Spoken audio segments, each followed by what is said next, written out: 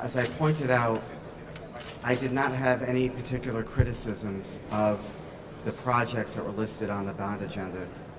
What this no vote spoke to was the fact that we are potentially using our bond funds to operate government.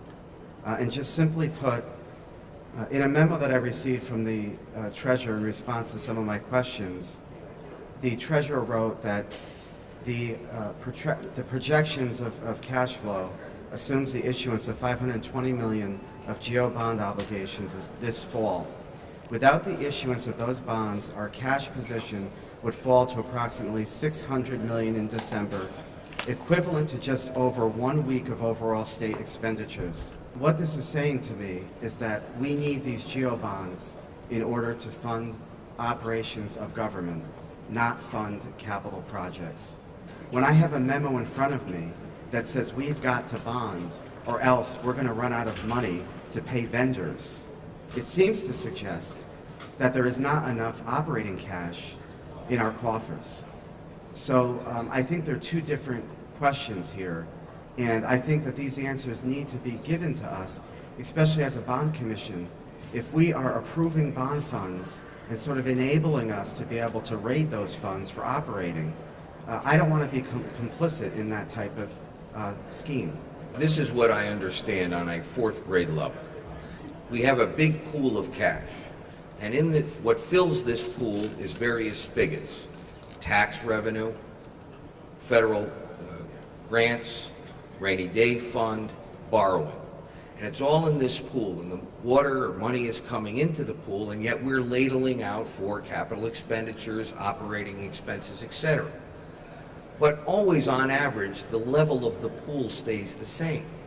Well, what we found out recently is the biggest spigot, the spigot that has the tax revenue, is not flowing, it's dripping. We are getting less money than we've ever gotten before. However, the ladles of water for which we pay all those things are still the same amount of money. So the level of the pool continues to drop. It has dropped now to a crisis level, to the point where, in the Treasurer's own words, had we not had this meeting and had not borrowed $520 million, the pool would have only 1 week's worth of expenditures.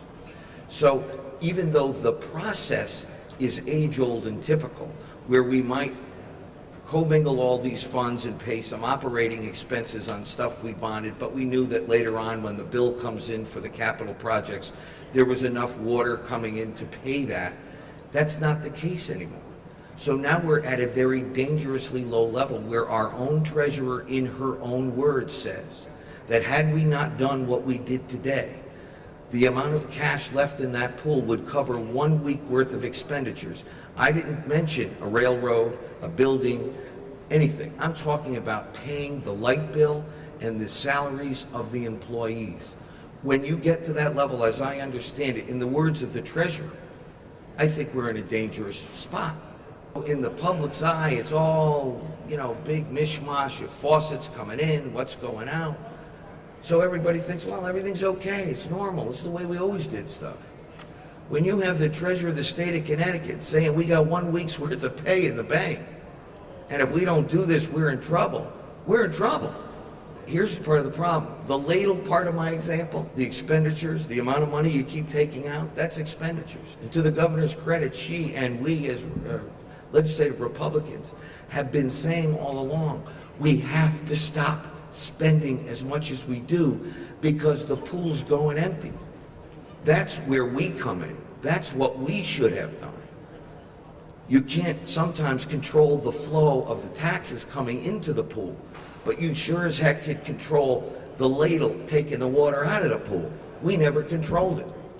My prediction is we won't hear another word about this till after the elections and in January, when someone is going to stand probably here and say, oh my God, guess what we just found out? And that's the problem.